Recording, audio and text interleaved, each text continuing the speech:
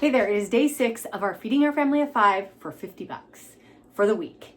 And forgive the hat, it has been a very cold day today, and the hat is just there because my hair's a mess. And once I take the hat off, the whole thing just is destroyed. So we're just gonna keep the hat on, consider it a hairdo. So today we are going to be making the recipe says turkey pot pie, but it's going to be a chicken pot pie because that is what I have is chicken. And there are multiple ways to make this, either more extravagant or less extravagant. Of course, we're gonna go with less extravagant, but still yummy. So here's the things that I have. I have the oven preheating at 400 degrees because we're gonna bake this pie. I do have a pie crust, although I could have made a pie crust at home, and the recipe is all over the internet. Chef Billy Parisi is like the best when it comes to that stuff. But this is like $3 for 2 pie crusts, a top and a bottom. The recipe that I have is for 2 pies. We're just gonna make 1 pie, however. The trick to making just 1 pie is I use a cake pan instead of a pie pan because it's got straight sides and they're just a smidge taller. So that's what I'm gonna use. I'm gonna use a round cake pan. Not a great, I'll show you when I get to that point. Anyway, and then I have some foods, some vegetables that I took out of the freezer because I wanna use those up. So I have some frozen celery, carrots, and some onions. However, if you didn't have any of this stuff, another thing you can do is simply buy a $2 bag of frozen mixed vegetables and use that. And that would fill you right up. Or use a can of mixed vegetables. We're gonna use a combination of a can of mixed vegetables as well as the stuff from the freezer.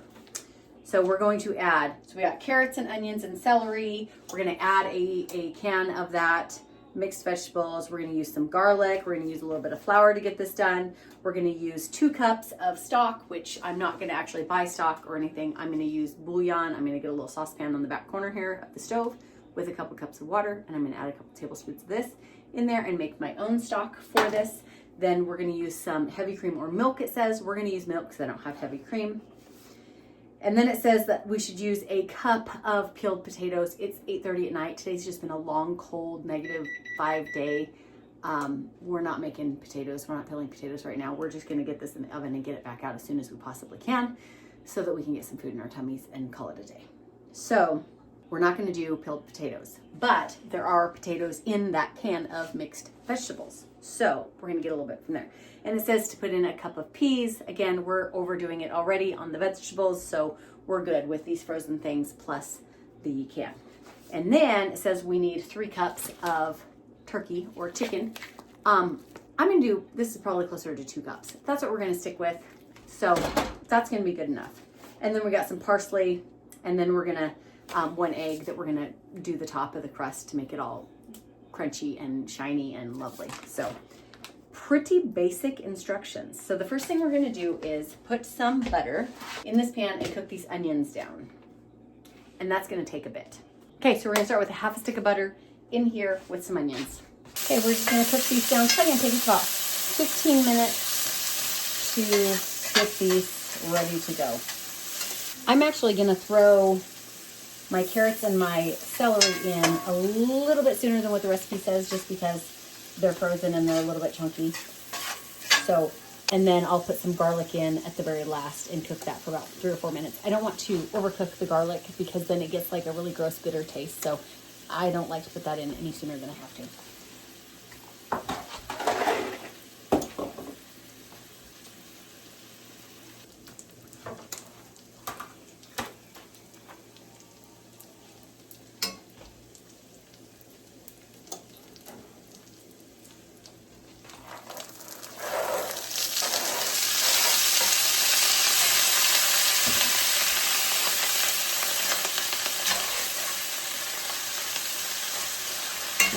Those onions just here.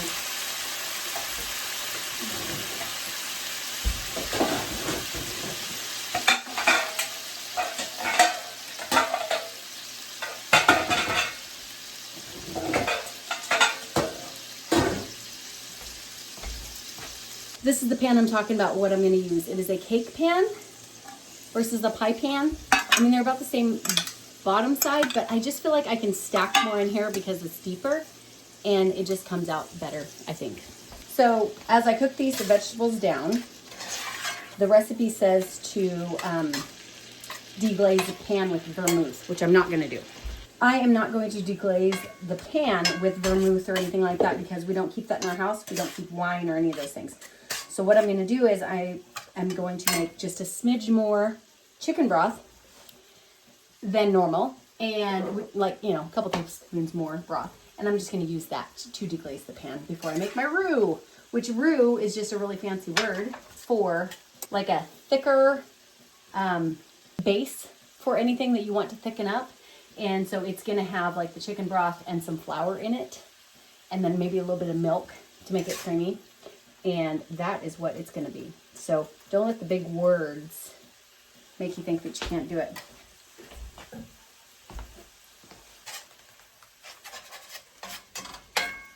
And I'm sure in more complicated meals, it means a whole lot more complicated things.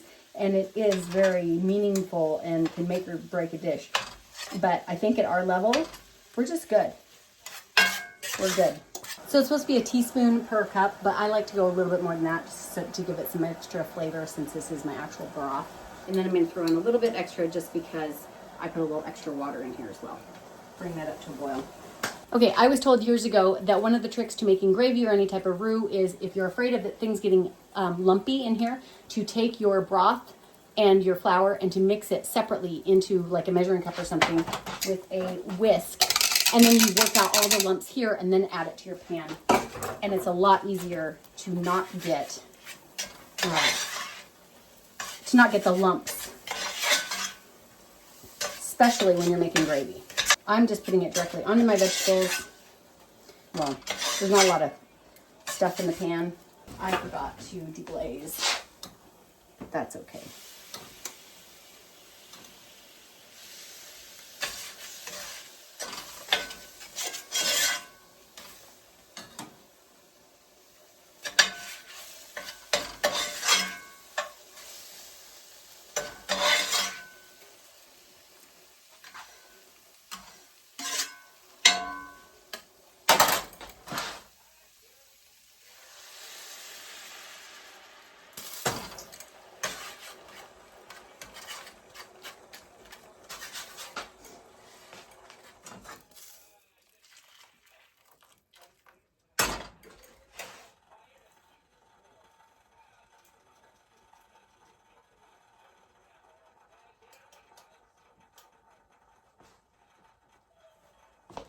Okay, I'm going to turn this heat up high now that we have this in here. And we're going to cook this up until this starts to get thick. And we're going to add our milk. We're going to add our milk after this gets going. Pull out my can of vegetables. I'm going to go with a can of vegetables. I'm going to drain them off.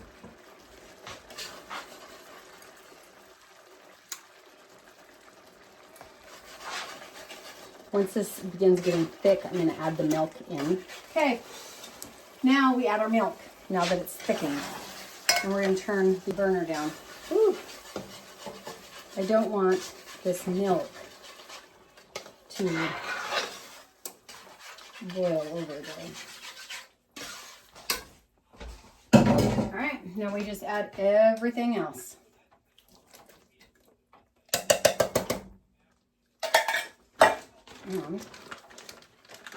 Our chicken.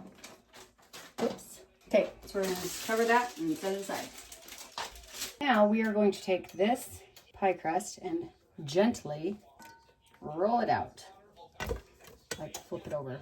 Get it as centered as you can over the thing, and then I just try to slide it down in there best I can. I don't worry about it being too precise because I'm actually just going to kind of mush it all together. The one thing that I want to make sure is that I don't break it, and if I do break it, that I patch it. So just going to make it nice and pressed up against there. Okay, all right. Now we are going to take our pie filling. Well, this pie filling, we're going to try to fit it all into that one pie. Is this going to work?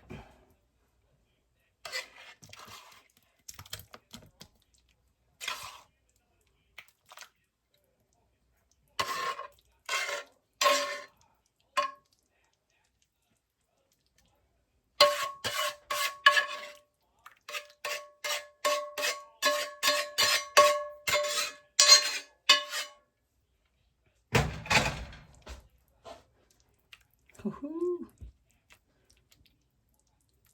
It is right up to the tip top.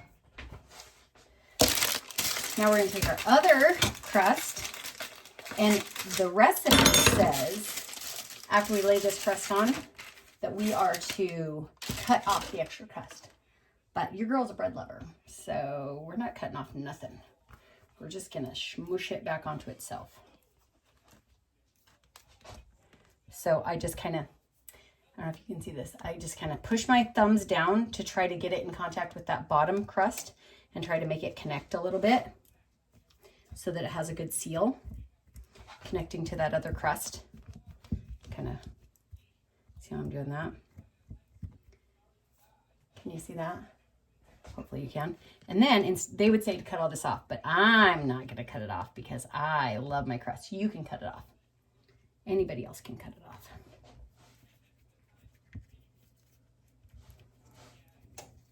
But see, here is my favorite part, is a good thick crust.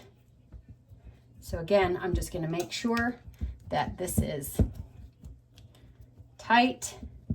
I don't necessarily want too much bubbling out, and ensure that if it does bubble out, it doesn't destroy my oven with messes. I'm going to put it on a pan. Now, the most expensive part of this whole thing. Just kidding. Oh, I got egg jokes for days about the price of eggs. Anyhow, explain to me why I can buy Eggland's Best eggs for cheaper than I can buy generic ones. I thought Eggland's Best were like a brand, but they're cheaper. At our local store, I can buy Eggland's Best cheaper than the best choice. Anyway, you can either use one of these little silicone pastry brushes, or you can just use a paper towel and just dip it in the egg. Oops, careful, Jill. Getting a little crazy there. Dip it in the egg and just smear it around. I've used a paper towel when I can't find this thing, and it works just fine. Just be careful not to put too much. You don't want a scrambled egg thing going on top here. And I just did the whole egg, not just the yolk, not just the white. I did the whole egg. That's what the recipe says, and I tell you what, it comes out beautifully browned. But if you leave too much down here in the cracks, I imagine you might end up with something like a scrambled egg on top, and we don't want that. So we want just enough. And you do end up wasting half of that expensive egg. All right, now the next part is we're going to cut some slits in it, however you want to do that.